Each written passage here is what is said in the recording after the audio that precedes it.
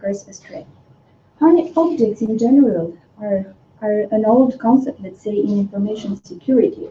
The best example are honeypots, which are some machines introduced in a network to protect some more important machines. Or we can have, for example, honey farms, which are a network of honeypots, or honey clients, another system which mimics the behavior of web browsers.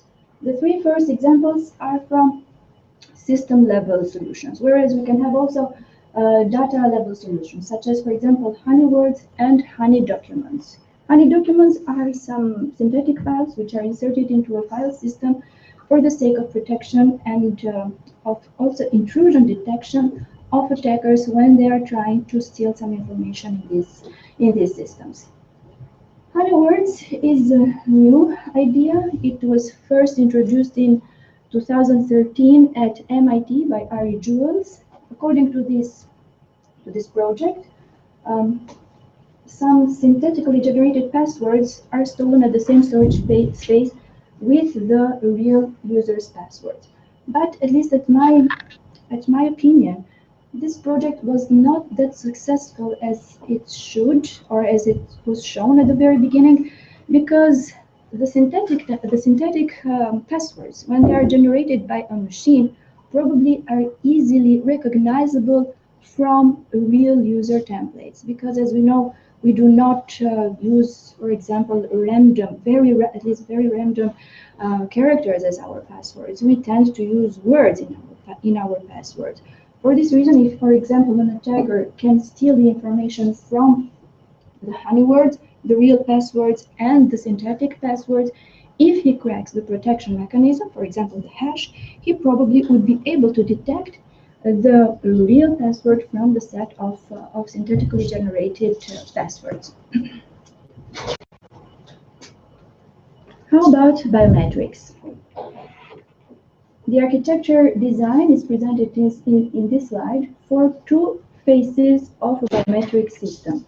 The first phase is the enrollment, and the second phase is the verification. We can say even at the very beginning that this technique that we are proposing is valid for verification scenarios only and not for identification, because as we might know, in biometric authentication we have at least three phases, which is identification, verification, and enrollment. What happens at the first phase? What happens at the first phase, which is the enrollment? Here we have first the user, which is going to present, for example, his fingerprint or his face at the reader. From the application server, a template is going to be created, and immediately with that, a set of templates, of synthetic templates also will be created. The whole set of templates is going to be randomized. To this point, we can say that there are two properties of the honey templates. First of all, the real template, which is sometimes called also the sugar template, should not be distinguishable by the rest of the templates, the first one. And the second one, the order or the index of the real template should also be secret. So we have undistinguishability and secrecy. After the whole set of templates is generated and the set is randomized, the index only of the real template is going to be stored in a separate database, which could be offline, which could be in a highly secure environment, whereas the rest of the templates are going to be stored as normally, let's say, in the biometric database. During verification, a user presents again his fingerprint, for example, or face, his biometric characteristic. The template is created, and after a handshake communication between the application server and the biometric database server, the whole set of his templates are retrieved by the biometric database.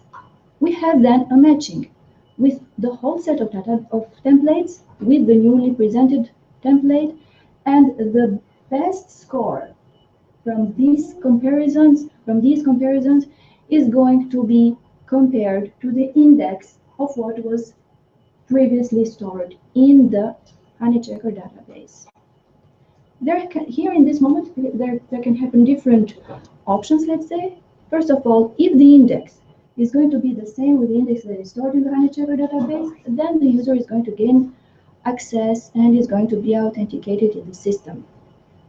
If it's not, then if it's not matching with any of the data of the Honey templates, of course, it is not going to be authenticated. But if, for example, if the template that he is presenting here matches with one of the Honey templates, this means that probably there have been an information leakage previously.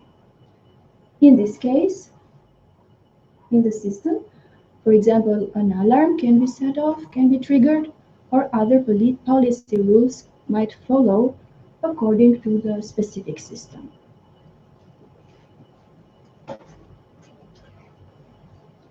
To prove that this idea works, we have made a quick proof of concept some months ago, which indeed proved that the technique is sound and it works. In first place, we had to build a protection mechanism on the templates, and we had to create a mechanism also for the generation of Honey templates. We used two databases. The first one is a helping database, whereas the second one is a testing database. The first database is used for the creation of the Honey templates, and then, of course, the second database is used for testing purposes. To generate first the plain feature vector, we have used PCA coefficients. And here we see how to generate these synthetic templates. Very simply speaking, we first divide the helping database into two parts. And from each part, according to the binary representation of the real feature vector of a certain user, we try to select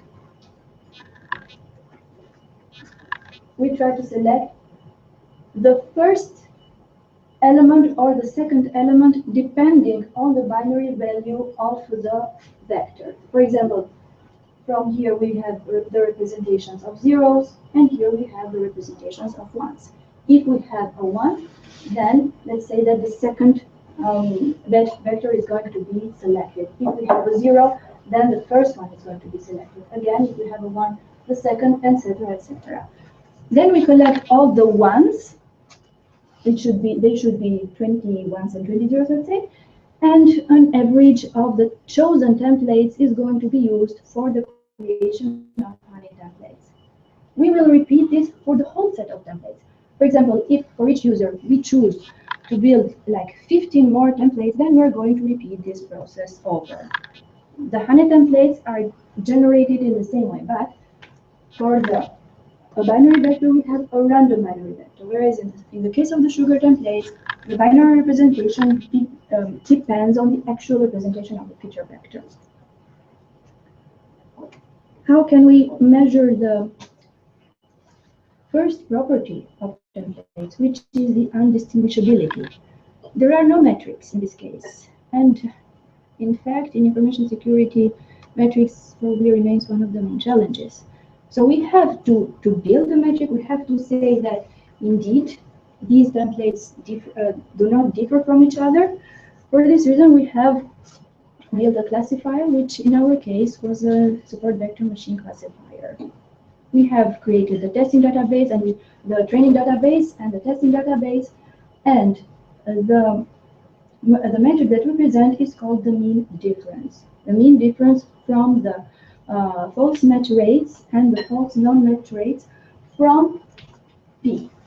P is the ideal case, is the probability equal to 0.5, meaning that if we have two templates, one sugar and one honey template, then the probability of distinguishing them ideally should be equal to 0.5. In our first try, the mean difference was equal to 0.17. The lower this value, the closer to 0 is this value, then the best is for the system performance. So yeah, in this case, maybe this is not the best value that we could have, but it's close enough to lead attackers astray. Is the system working if we add honey templates? Indeed it is. The recognition for the unprotected templates is shown in the first graph. The equal error rate, which is one of the measurements for the performance of the biometric system, shows that the value of 5% is good. And if we add the protection mechanism and the honey templates to the scheme, the equal error rate about doubles.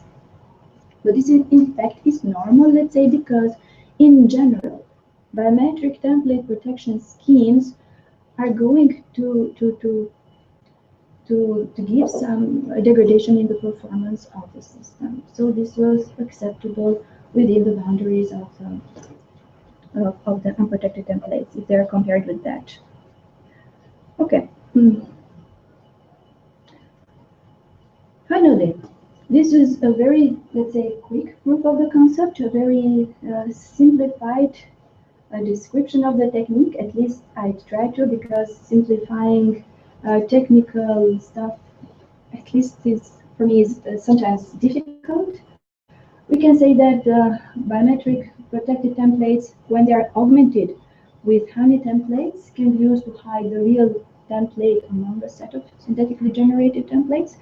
They can be used in verification scenarios, and for example, in user verification applications such as ATMs, for example, or in healthcare organizations. They also cannot, if an attacker is going to steal this information, they can be updated from the system policy. So it's probably a good idea to add also this feature in the biometric system. And if we take a look at the existing biometric template protection schemes, we can say that this is, to our knowledge, the first scheme which also has information leakage capabilities. This is our work which we have presented at BioSec conference in September.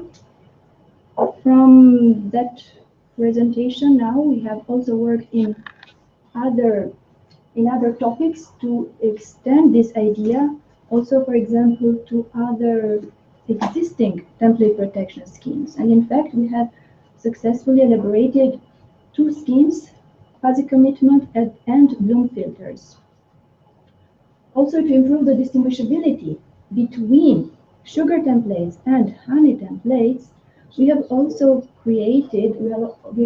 designed an iterative classifier, meaning that at the very moment that the honey templates are going to be generated, we have to be sure at the very beginning that they are undistinguishable from the real templates. For this reason, we generate, for example, the first template. This template is going to go through a classifier.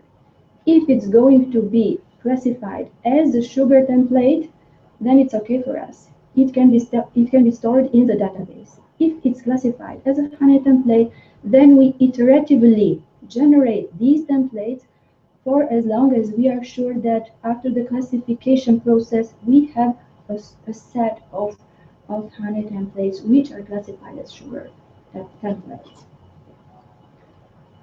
Another work that we've been working on, or another approach, better to say, that we've been working on, is to suppose an attack on the protection mechanism.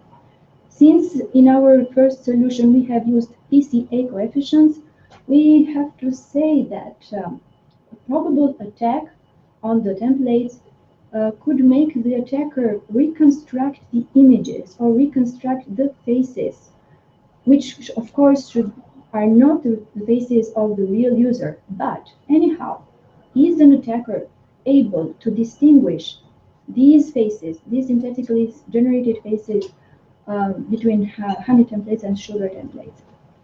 For this reason, we have built a platform, and a survey was done where some of the members of our department here took part.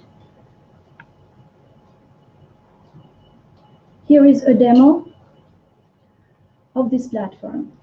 So supposing, again, oh, sorry. Why it's not? Maybe it's full Yeah, I have screen or to. something. Yeah.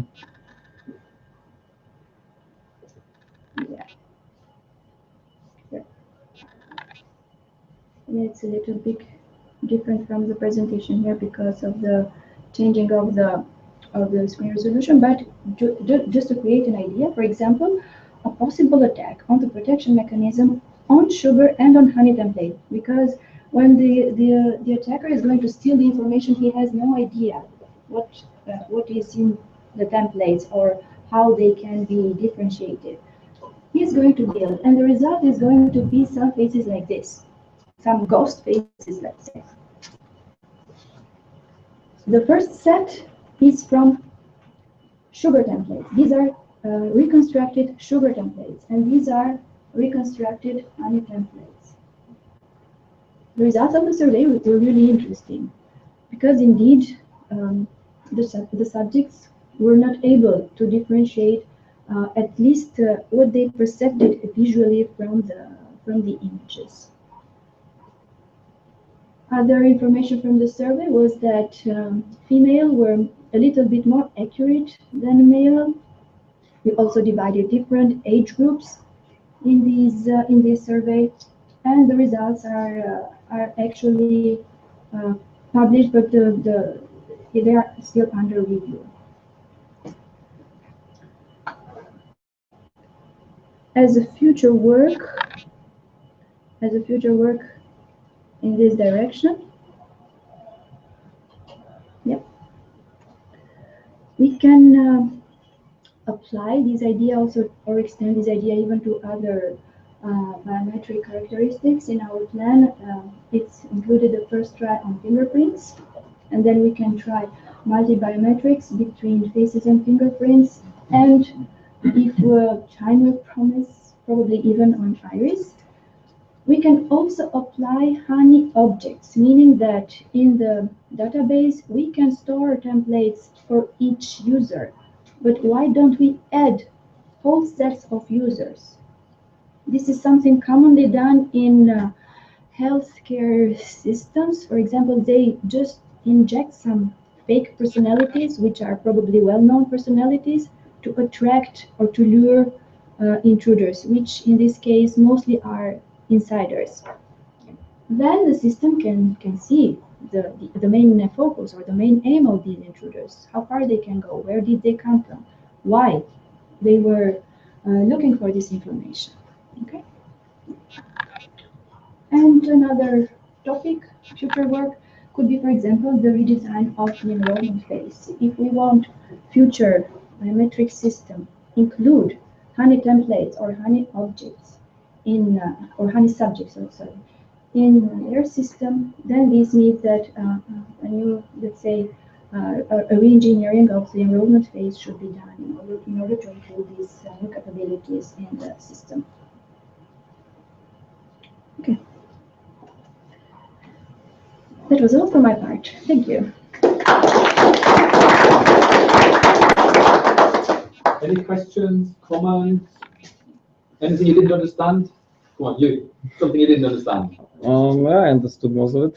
Okay. But I was wondering if it's possible for the subjects who are distinguishing the sugar and honey generated faces to train them to improve their kind of ability to distinguish that. You mean the attacker? Yeah. If an attacker. Yeah. Yes. If I can train a human person to be able to distinguish those images. Yes. This was one of the scenarios that we have included in our publication that I just mentioned, that this is published, but it's sorry, that this is work done, but it's not published yet.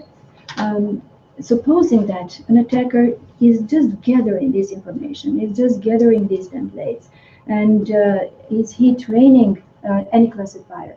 But we have to take into consideration that before training, for example, a classifier, or before building a platform for the visual classification, he has to have some information regarding the sugar templates and the honey templates. Anyhow, if we suppose that yes, he has this information. For example, he knows the algorithm, or he knows other some characteristics of the system, or probably, yes, he can duplicate or he can replicate the whole technique with his data. Is he able to distinguish the information visually, but even with classification tools or not? Not. He won't be able to do that. Okay. Because, yes, the way that the templates are created are really, let's say, confused or mixed with the real information that it's impossible to distinguish it. But we had in our survey, we had a very interesting case. One of the testers had a percentage of like 23% of distinguishability of sugar templates from honey templates. Whereas, as I mentioned, the ideal case is that of 50%. 50%. And we planned to go further with this specific person and to probably repeat some tests and to see what happened that, because, okay, these tests were made in 2 rounds, so it was not just like, let's say, a coincidence, or probably it was. We just need to prove it. We just need to try it if it really was.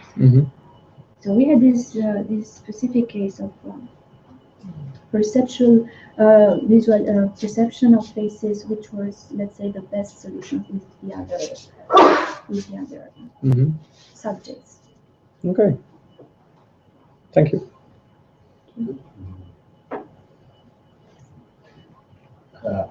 If I understood correctly, there is a randomization when the additional templates are generated.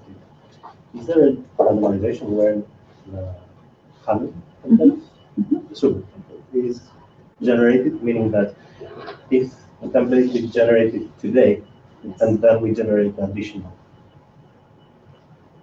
it's a random procedure. And a few months later, we generate again the initial template and the additional, and we make them. And there is no randomization at this point if we make them overlap. The one that doesn't change is the generator. So if we, I mean, you meant that if the same subject is going to create, let's say, today, his sugar template only, okay? And tomorrow, or in another moment, he's going to create again the sugar template? Yes. This was your question? No. No. They are not the same, because of course we probably have exactly the same feature vector, which in biometrics in fact it doesn't happen, because every time that we read the face, every time we read the fingerprint, the numerical representation is not the same. It's just similarly the same, okay? But if we suppose that we have the same representation, the first template which is generated and the second template, let's say, that is generated in a second moment later, is going to pass through a randomization process of the helping database. So we had this helping database, which was comprised of 40 subjects, which we first randomize, we divide in 2, and then we pick one, the first or the second, as I described in this scheme here. Sorry. So let's suppose that this is the scheme for the sugar template. It's the same with the honey template, except that here is not a random binary vector. It is the binary vector which comes from the feature vector. Okay? Because it's a real representation of numbers. You just have to imagine like a vector having 20 real numbers with different signs, of course. Okay? So from this feature vector, we get only the signs. We get only 0 or 1 from the signs. And then this index is here every time that a template is generated, be it sugar or be it honey, now or then is always changing. Okay? So clever PhD students always get a difficult question, or maybe an impossible question. Right? So I've got an impossible question for you. So I've got an iPhone, and there's a fingerprint sensor here, so I don't need to remember anything. So it actually works. So it should work. Yeah. Put my finger on it and I log in. Okay. Right. So there will be more biometrics technology being rolled out. iPhone is the first one. Then it'll be on my door. It'll be everywhere. Oh, yeah. It'll be everywhere. Yeah. And I will get used to using my finger, one of them, or my nose or something, where there is like some feature, right? Now, what's going to happen then when you have a lot of these sensors? My, not template, but my biologic features will be stored all over the place.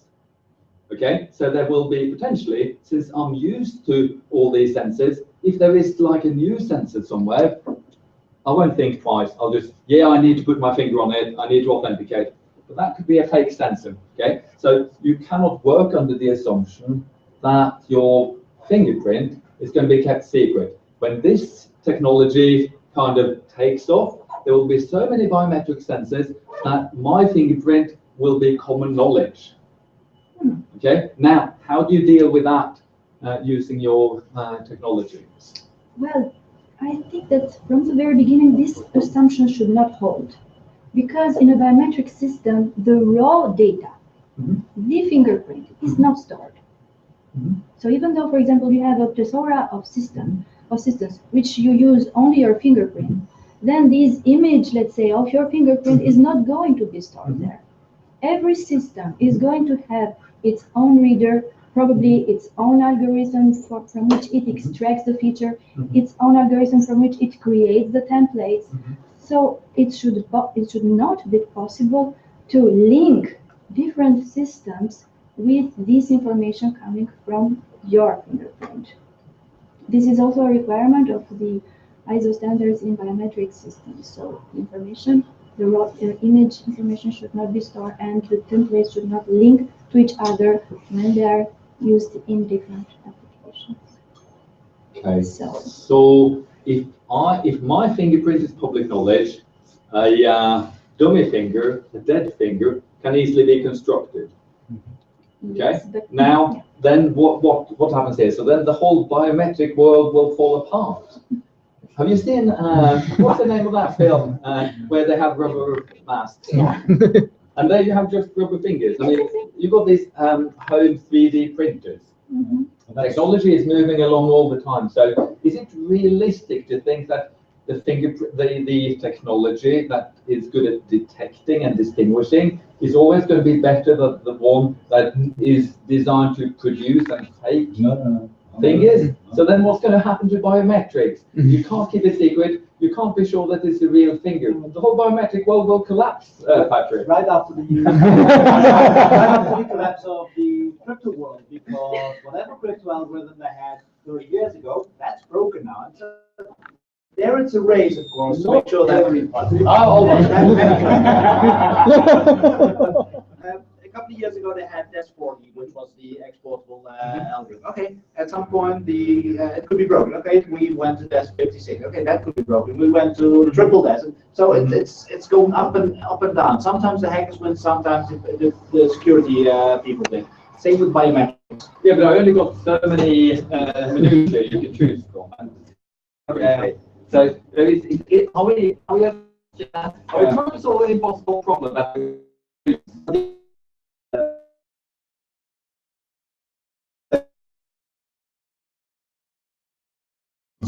That's at a different level. Here. So that's probably at level 1. It should be level 1, yes. Yeah, is it level 1? Yeah. But it's like a chain. This is like a chain. Yeah. If one part of the chain breaks, the whole thing collapses. Right? If you don't have like multiple chains to support the anchor or support whatever you're supporting, if one chain breaks, then the whole system collapses. As I told at the very beginning, it's information systems in general have these attacks, have these vulnerabilities, have these kinds of problems. They are also related to a biometric system, which at the very end can be considered as an information system with the addition of these building blocks. So yeah. But I think a very interesting existential question, if you may say that. I have another one. Well, let's give some sensible questions. Yeah, my question wasn't very sensible. You got a sensible one. in principle, what you're protecting is against an attack on the database. Yes. And one of the assumptions that you make in your solution is that you have a secure database. In our first proof of concept, yes. In this presentation, yes, we Okay. have an extra database. But in our future work, we have gotten rid of that. Okay, that's good. Yeah. That was my question. Can you get Yes. rid of it? Because Yes. otherwise, I don't need it to store the index. I store it to Exactly. put. I use it to store the fingerprints anyway, and then Yes. Just to need to find the right database then. So there is a relation between the sugar templates and the honey templates in terms of numbers. You are creating much more honey ones than the Yes. sugar. Yes. And If- how is the relation? Yes, for example, if in our system we store only one real template, because there can be other systems. For example, there can store multiple templates for one user, which are all genuine templates. But if we consider one template for one user, then, for example, like 15 more templates are going to be added to the same storage space. And how you got this 15? You're guessing 15 or? The number 15, Yeah. yes, I am guessing the number 15. And also based on the existing solutions, for example, the honey words and the honey files, the numbers of generated honey templates goes around this number, but it can also go more. But we have to take into consideration for much as we have to, because nowadays memory is not a problem anymore. We have to take into consideration also memory capacity of the system, because the memory use is going to be multiplied by k. If k is going to be the number of honey templates that we add for one user, then the memory of the system, of the database, which is going to store the templates, has to be k times more. Okay. But in general, the information in the templates is a small one, so you don't need a large template you don't need a large capacity to store one template. So yeah, the memory problem does not exist. Also, the larger this number, the lowest is the probability, which is again, yeah. Do you have some initial ideas about how do you plan to get rid of that index database? Because it sounds like having encrypted communication without knowing the key. Till now, no. It's an essential part of the system, of the architecture. So probably the most of the efforts of securing the whole system should be done on this index database, which could be stored in a cloud somewhere, or they can be put offline, or yeah. Okay, any other questions? I'll ask a question from, this really is a Slobodan question. Okay. So in crypto, you have two kind of very different perspectives on cryptanalysis. You have the complexity theoretic approach, and you have the information theoretic approach. And this relates to the power that the adversary has. So in the complexity theoretic world, you assume that the adversary has limited powers. He's quite powerful, but he cannot solve all the problems. In the information theoretic perspective, you assume that he has got unlimited computational power. Now, moving into your application and your, shall I say, protection mechanisms, which of these adversaries do you consider when you say that your system is secure? Yes. In our consideration, we think that the adversary has unlimited tools, and we don't care of the complexity, let's say, of the scheme. So basically you're saying that this is secure in an based. information theoretic sense? Yes. Okay. Because it's probability, let's say, based. Okay. Okay. It's probabilistic. It's a security. Okay. Okay. Very, very useful. You got to thank Slobodan.